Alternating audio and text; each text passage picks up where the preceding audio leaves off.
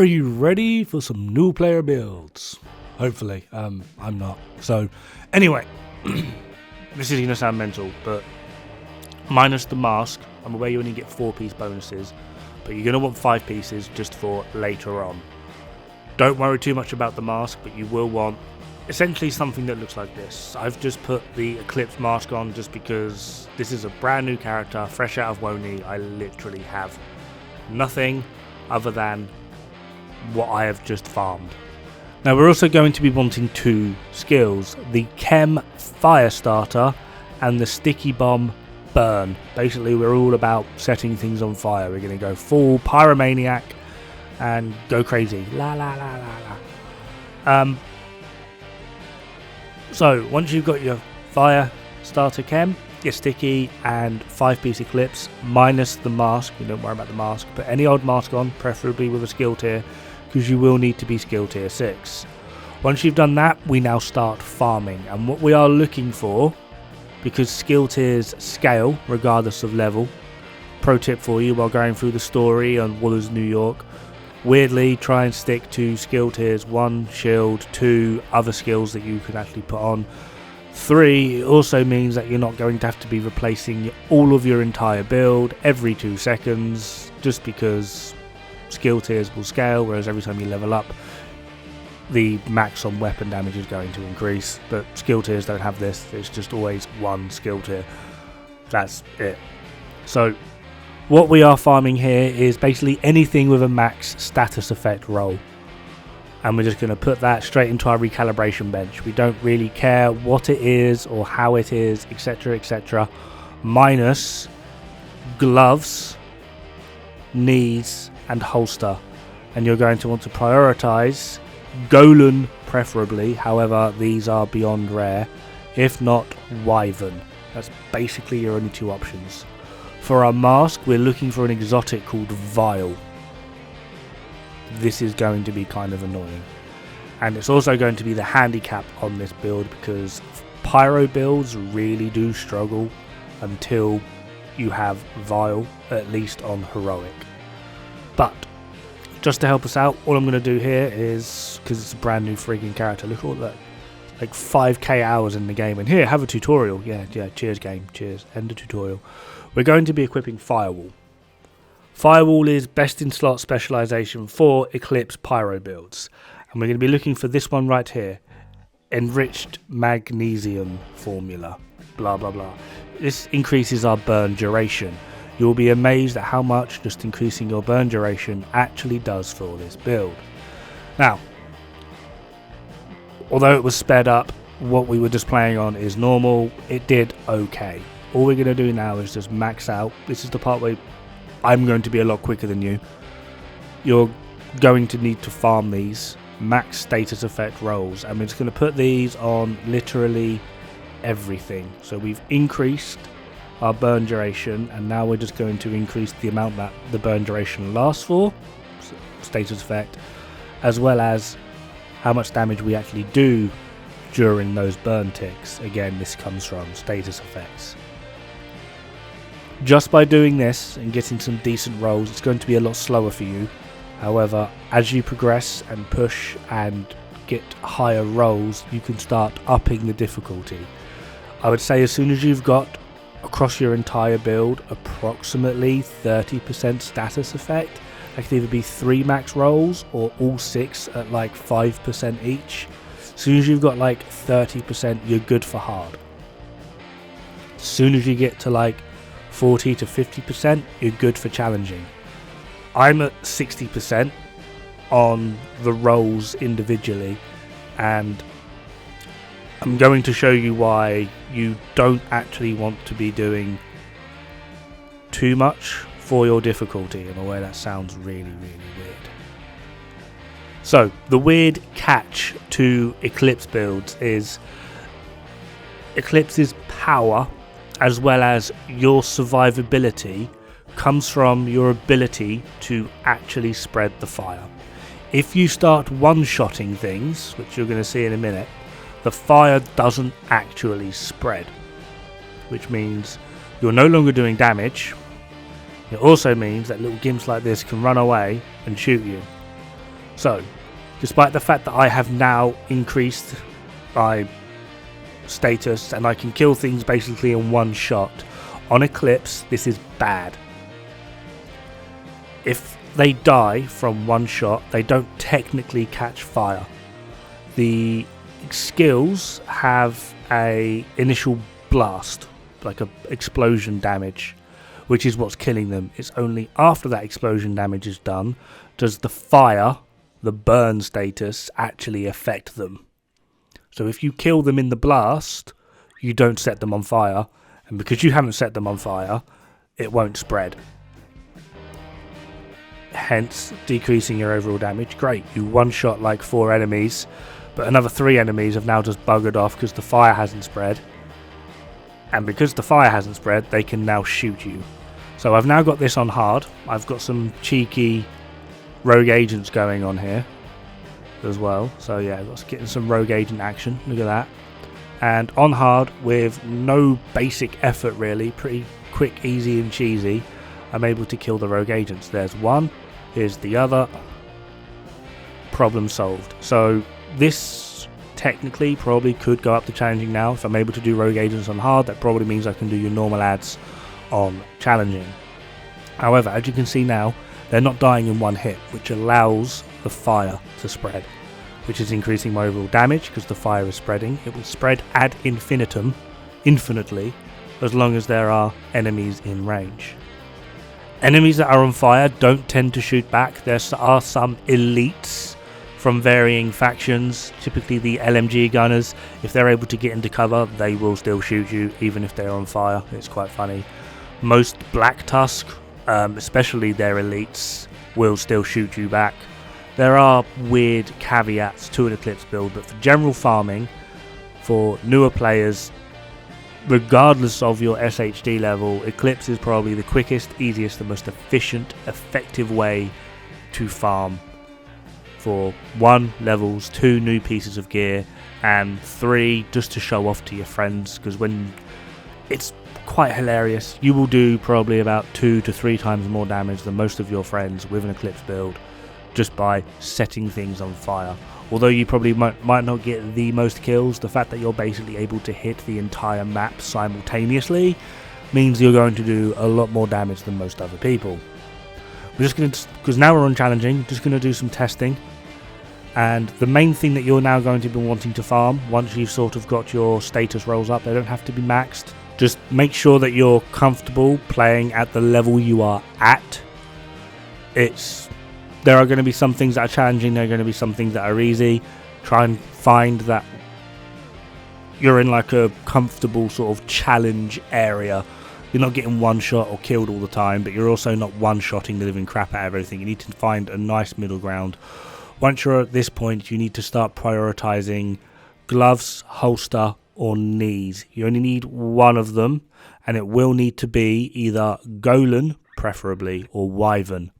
And you are looking for specific roles. You want at least a status effect role, or skill damage. The best combination you could potentially get on one of these pieces, be it gloves, holster, or knees, is going to be status effect and skill damage. Status effect and skill haste is fine. Skill damage and skill haste is the least optimal, but it's still fine. Nothing bad is particularly going to happen. However, with the golem pieces, because the core is typically blue, you're going to essentially need to start farming a unicorn. So for this, I would suggest prioritize Wyvern first. Get yourself the build set up as best as you can before you start farming unicorns. Unicorns are inherently very bad and very hard to even find. The RNG is horrible. Yeah, go for Wyvern first and then make your way into Golan once you can. All the while not forgetting that we are looking for an exotic mask called Vile. There's only 3 exotic masks, Coyotes, Catharsis and Vile, so technically speaking you shouldn't have that much trouble, but it is an exotic. It is going to be problematic. Now, what I'm going to do here is I have nowhere decently to farm it on my map. However, if you have the blueprint, you should be able to craft a Wyvern holster, I believe. I believe there's also an option for gloves. So the mask is being taken up by the exotic. We still need 4-piece Eclipse. This means we can potentially use one other piece on our build. Now, when it comes to doing damage with Eclipse, such as a fire build, you don't really want to go bleed because it's like the lowest status DPS thing there is. I mean, there's only 2 of them, fire and bleed. I mean, you've got poison as well, but fire is best. Bleed is pretty non-bleh, which is why we're going with 2 fire skills rather than a bleed and a fire. 2 fire skills are generally preferred, if not going for fire starter, chem, and then like a jammer pulse or something is pretty good. But while you're leveling up, do remember to pop back in and check your firewall specialization and make sure you upgrade that fire duration burn time as often as possible. This is a vast improvement on your overall output and damage, simply just because although it's not going to increase your actual individual tick numbers, the longer things burn, the more damage they take. And due to the way in which the Eclipse chest and backpack work, the chest, when it spreads, increases the spread range from 10 meters to 15 meters. It also refreshes 50% of the total duration. So the more duration you have, the more burn you get when it spreads. The backpack also amplifies their damage that those enemies will take from you by 30%. So backpack and chest on Eclipse are best in slot. You can bolster this damage by using things such as in sync. This can help you out, although it's not going to be the best thing ever in the game. Ideally, you will want a weapon, again another exotic, it's called Capacitor. This is technically best in slot weapon for something like an Eclipse build, although shotguns and specifically as well Sweet Dreams are very handy. Set one enemy on fire, make sure it's not an elite, a yellow, you can just walk up to them and then melee them, ta-da, fire spreads. Now while I have your attention, there is a very clear difference between Eclipse builds that are designed to do damage and Eclipse builds that are designed to support. If you're going for a support Eclipse build, you're going to want foam and a backpack with creeping death. Your job here is not to do damage. Your job is to splurge foam everywhere and laugh at the enemies while they go, "Help me, step bro, I'm stuck." This is not a solo build. This is a build that you use to support friends and teammates by CCing and controlling the enemies. Now what I've just done here, because I don't have a way to farm it at the moment, is I've just made a Wyvern holster. I've just taken the first one I get, just to try and be remotely fair, so you should get something along similar sort of stat lines as this. We're going to keep the skill haste because that is going to be beneficial to our build, however that crit chance can sod off, and we're going to change that to status effect. This is 1, give us an extra 10% skill damage. 2, we've got a little bit more skill haste now. I've not even gone to the mods yet. The mods, when you get to them, will need to be skill haste. But we're still on challenging, and we're just now going to check how, if at all, we perform any better. We were doing 307, 987 per tick. We should now hopefully be doing more, pushing to maybe 320 damage, hopefully. Time to check. Nope. 338. So we've actually jumped up about 30,000 damage a tick, which is really going to help us out. However, we're still not going to be ready for heroic. This really does rely on us getting the vile mask. So we're just going to bully this spawn and then piss around with the control point while I talk more crap for a bit. Now, Eclipse builds are very, very powerful. One might actually put in a decent, strong argument for Eclipse builds being probably one of the most powerful builds in the game. Unless you're looking at like legendary builds. Don't try setting legendary enemies on fire, you will regret it. Now, the reason for this is quite simple. It's just death by numbers. Why shoot one enemy when you can shoot all of them, but with fire? So, up to heroic, specifically, Eclipse is one of the best and easiest ways to farm, regardless of your situation, regardless of what else is going on around you. There are caveats to this though. The damage scaling for most skills, and including Eclipse, don't really scale too well past like 2-man scaling. At 3-player scaling, you will do fine, you'll do some decent damage, and it will be the same for 4 players. However, in 1 solo or 2-man, you will find that you clear missions and content pretty damn easily and do the most damage between you and your friend that you're playing with. However, in 3-man scaling, although you'll still get a hell of a lot of damage because you are hitting multiple things simultaneously, you will note that you're no longer getting as many kills, and then this is increased hilariously when you go to 4-player scaling. Although you can use a fire build in 4-player scaling, I'm not saying you can't. I do it, I know a lot of other people that do it. However, it goes from being, oh my god guys, keep up, what the hell are you doing all the way back there, I've killed everything, to I need help. You're still doing a lot of damage, but you actually will genuinely need help. Now, this is the build I recommend you try and run. 4-piece Eclipse. As you can see, I have a Vial Mask, which is going to help out. This is going to provide us with another tick of damage, and my holster is Golem, which is preferable. Like I said, the weapon is Capacitor. You're going to get a lot of damage out of Capacitor, and it is going to increase your overall damage of your ticks. Still rocking the backpack and the chest, as they are probably the most important pieces for doing damage with Eclipse. And like I said, this is a Golem piece. It came with status effect and skill damage. I've got the recalibration mark on the skill tier, which means I've had to change because Golem will always drop with a blue core armor. You need this to be changed to a skill tier because you are running Firewall, so you have to be at skill tier 6. Right, I'm now just going to do some closing thoughts while I play around on heroic with this build, so you can see what I mean by Vial Mask and it providing a secondary tick. It will be the white number. You should essentially start seeing like 2 numbers pop up at a time rather than just 1. Good example is just going to shoot this guy. As you can see, I'm shooting him as well, but I'm doing like 300 odd thousand, 390k, and then there's a white number behind it for a 84. That's Vial. Although it doesn't sound like a lot when you add them together per tick, this is what allows you to comfortably do heroic.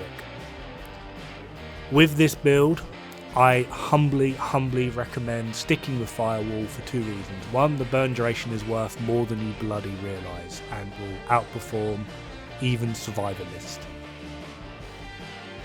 2, it gives you a magic shotgun. I have no other way to describe it. While playing this, there will be certain points where you're going to go, he's full of crap, because you can't set Warhounds on fire, or Chungas are mostly immune to fire and it doesn't do a lot of damage.